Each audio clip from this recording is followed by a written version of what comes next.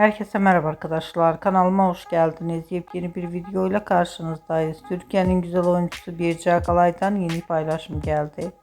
Birce Akalay sevgilisi Hakan Kurtaş'ın tatilden olan ve e, farklı görüntülerini sosyal medya hesabından paylaştı. Ben de bu görüntüleri sizler için YouTube kanalımda video halinde sunuyorum.